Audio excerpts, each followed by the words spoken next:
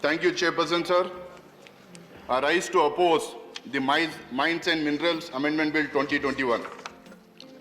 Sir, I come from a mining district called Ballari in Karnataka. Karnataka contributes about 1/4 of the country's annual iron production, and 60% of that comes from Ballari, sir. From the 124 mines which are in the forest area. Sir, अभी मैं मंत्री जी को खासकर सुन रहा था sir, बार बार ये कह रहे थे कि 2015 के पहले 2015 के पहले 2015 के पहले बहुत कुछ हुआ सर। 2015 के पहले कर्नाटका में 1 लाख करोड़ का माइनिंग स्कैम हुआ।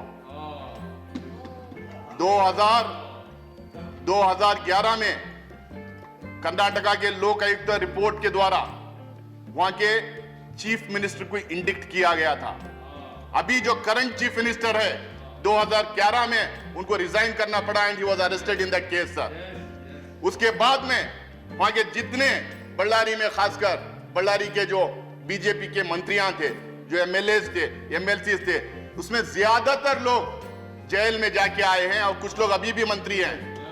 यहां तक भी मैं बताना चाहता हूं, इस बार भी जब भारतीय जनता पार्टी की सरकार बनी कुछ दिन पहले, उसमें एक मंत्री जो इंडिक्टेड है उसको फॉरेस्ट मिनिस्ट्री दी गई थी and there was such an huge approach from the civil society groups and then he had to be diverted from that portfolio sir. आज ये लोग यहाँ पे लगातार जो बात कर रहे हैं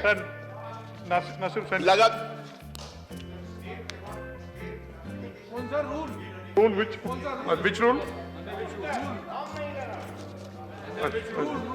चलिए you can just carry on.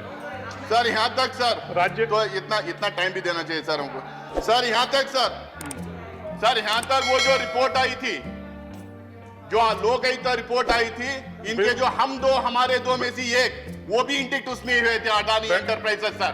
मैं ये बार बार इसलिए मैं ये बात ला रहा हूँ। बेटर होगा बिल पे रख रहे हैं आप, राज्य के विषय नहीं, बिल पर आपसे नहीं, बिल पर ही आ रहा हूँ सर। बिल का हिस्सा है ये क्यों बिल का हिस्सा है सर, माइनिंग है, बिल का हिस्सा है sir. Sir, the House would remember that the Supreme Court had to set up and had to step in and ban mining on the basis of a report by the Central Empowered Committee.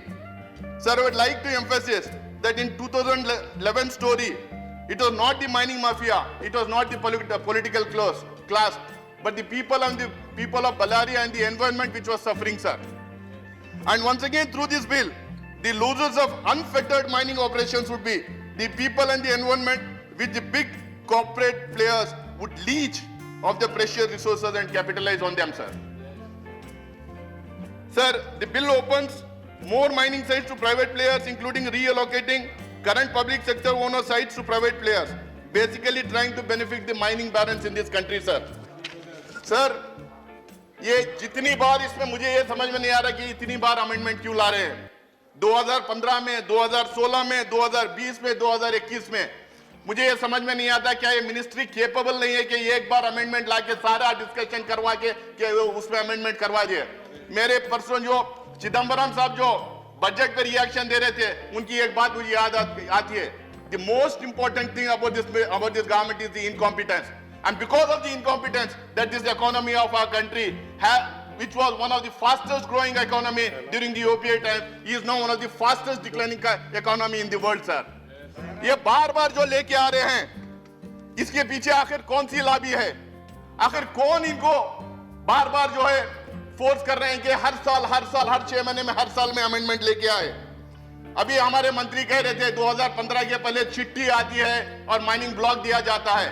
इन्होंने सिर्फ allegations किए 2014 के चुनाव से लेके अब तक, लेकिन आज तक किसी भी चीज में आज तक उन्होंने प्रूव नहीं किया कि किसने कहां चिट्ठी दी थी, किसकी वजह से क्या आया है करके। लेकिन इतना साफ है, अब कुछ लोगों से हम दो हमारे दोस्त जब चिट्ठी आ रही है तो ब्लॉक नहीं मिल रहा, अमेंडमेंट ही हो जा रहा है उनको मदद करने के लिए, कानून बन रहा उसके लिए। सर मुझे ये समझ में नहीं आ रहा कि हर साल ये अमेंडमेंट आता है।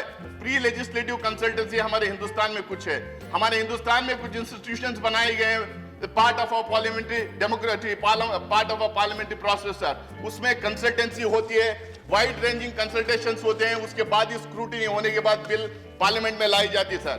यहाँ पे एक आरटीआई का एप्लीकेशन था, माननीय दिग्विजय सिंह उसको रेफर किए थे कि एक आरटीआई का एप्लीकेशन था, उसके हिसाब से इन्हीं की मिनिस्ट्री ने कहा कि 12,000 से ज्यादा सबमिशंस हुए थे। लेकिन मिनिस्ट्री को जब पूछा गया, the ministry responded that the submissions only committed for the reforms have been considered. मैं माननीय मंत्री से आपके माध्यम से पूछना चाहता हूं sir, what is the definition of committed to reforms? इसका मतलब जो आपसे आपसे जो हामी रखते हैं, जो आपसे इत्तेफाक रखते हैं, सिर्फ उनको जो है कमिटेड टू रिफॉर्म्स है।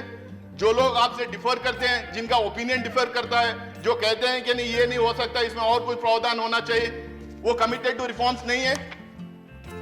सर लगातार बात हो रही है कि फेडरल स्ट्रक्चर को हम तोड़ना नहीं चाह रहे, हम जो है यहां से बैठ के हम स्टेट्स को स्ट्रेंथन करना चाह रहे हैं, हम यहां से बैठ के डिस्ट्रिक्ट्स को स्ट्रेंथन करना चाह रहे हैं। सर डीएमएफ की बात है सर, डिस्ट्रिक्ट मिनरल फाउंडेशन की, मैं उसका मेंबर हूं सर बಳ್ಳारी में। ये डीएमएफ क्या करता है? जहां माइनिंग एक्टिविटी की वजह से वहां का एनवायरनमेंट जो खराब होता है, वहां के क्रॉप्स खराब होते हैं, वहां के एग्रीकल्चर को में दिक्कतें जो पैदा होते हैं, वहां पे पोल्यूशन जो बढ़ जाता है, इन तमाम चीजों को, और वहां पे जो माइग्रेंट लेबर्स के जो इशू होते हैं, डिस्प्लेस्ड कम्युनिटीज जो होते हैं, जो ट्राइबल्स होते हैं, जो लोकल लोग होते हैं, उनको मदद करने के लिए, उनको डेवलप करने के लिए, उनके प्रोग्रेस के लिए ये डीएमएफ इस्तेमाल किया जाता है सर। उस डीएमएफ के मेंबर्स कौन होते हैं? Local MLA, MLC, Lok Sabha Rajya Sabha members होते हैं सर। ये जो कह रहे हैं कि डिस्ट्रिक्ट कलेक्टर जो मालूम करता है, अरे भाई इलेक्टेड रिप्रेजेंटेटिव्स है, डीएमएफ के मेंबर्स इलेक्टेड रिप्रेजेंटेटिव्स हैं। अगर वो बैठ के अपने डिस्ट्रिक्ट के बारे में तय नहीं करेंगे तो क्या आप दिल्ली में बैठ के आप तय करेंगे? बार बार जो आप कहते थे पहले 2015 से पहले कि दिल्ली से तय होता, दिल्ली से तय होता, आखिरकार ये जो आपकी सोच है, one nation one election, one nation one culture, one nation one party, one nation one leader का जो आपकी सोच है, उसी की तरफ आप लोग जो है, उसी की तरफ आप अमेंडमेंट्स लेके जाना चाहते हैं। दे शुड बी सर, अलग अलग स्टेट्स के और अलग अलग डिस्ट्रिक्ट के अलग अलग समस्याएं होते हैं, अलग अलग प्रॉब्लम्स होते हैं, डिस्ट्रिक्ट स्पेसिफिक और स्टेट स्पेसिफिक प्रॉब्लम्स होते हैं। डीएमएफ को बिल्कुल डिस्ट्रिक्ट के लीडर्स, डिस्ट्रिक्ट के रिप्रेजेंटेटिव जो है उनके ऊपर छोड़ देना चाहिए सर। वो डिसाइड करते हैं वहां पे लोकल क्या होना है सर। उसके अलावा बहुत सारे चीजें इसमें बताई गए, लेकिन एक चीज का मैं शायद कोई रेफर नहीं किए थे। 2011 में mines and mineral development bill introduce किया गया था सर। 15वीं लोकसभा के डिसोल्यूशन की वजह से वो आगे नहीं बढ़ी, लेकिन उसमें national and state mining regulatory authorities का रिकमेंडेशन था सर। इस बिल में कोई रेगुलेटरी अथॉरिटी का रिकमेंडेशन नहीं है।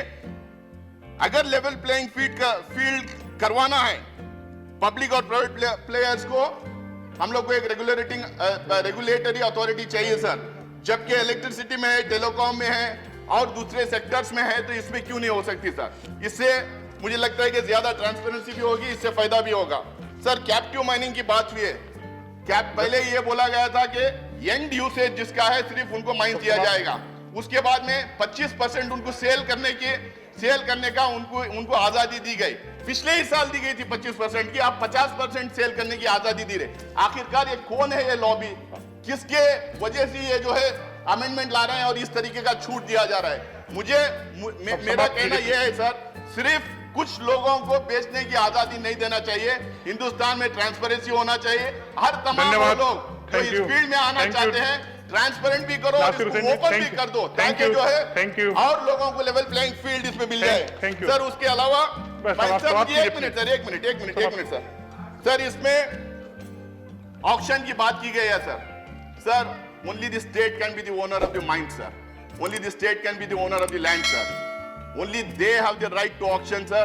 The center cannot interfere in that, and this is particularly being done to help few crony capitalists. Thank you. We have been continuously saying, they are again saying this sir.